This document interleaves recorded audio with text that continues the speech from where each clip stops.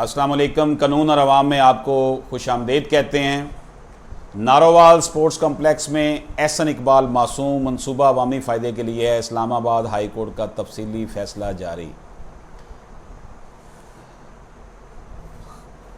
Narowal sports city case میں احسن اقبال کی ضمانت منظور کرنے کے تفصیلی فیصلے میں اسلام آباد ہائی کورٹ نے احسن اقبال کی گرفتاری کو نیب کا اختیار سے تجاوز کرنا قرار دیا ہے۔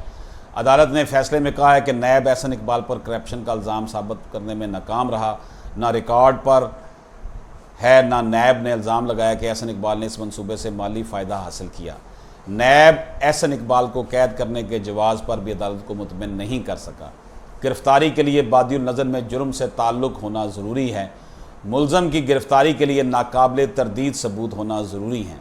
اگر یہ اہم عناصر اس میں شامل نہ تو نیب کی گرفتاری اختیارات سے تجاوز ہے۔ چیف جسٹس اطہر بن اللہ نے احسن اقبال کی 25 فروری 2020 کو ضمانت منظور کرنے کا تفصیلی فیصلہ جاری کیا۔ فیصلے میں عدالت نے کہا کہ تسلیم شدہ حقیقت ہے منصوبہ شروع کرنے کی تجویز نارووال کی عوام کو فائدہ پہنچانے کے لیے ہے۔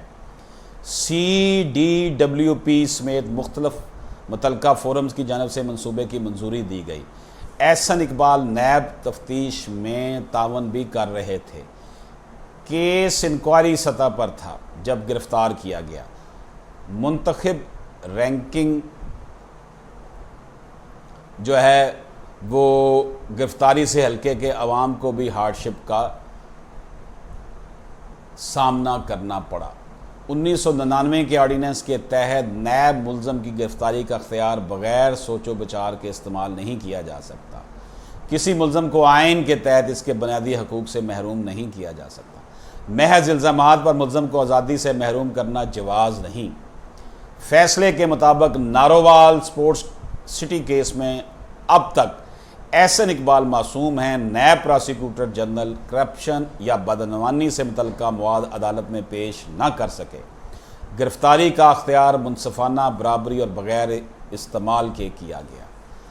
تو دوستو، یہ ایک پاکستان کی اہم سیاسی شخصیت ہیں جن کو گرفتار کیا گیا تھا کہ انہوں نے نارووال سپورٹس کیس میں جو ہے وہ غبن کیا ہے۔ اس حوالے سے عدالت نے ان کو معصوم قرار دیا ہے۔ اجازت دیجیے، اللہ حافظ۔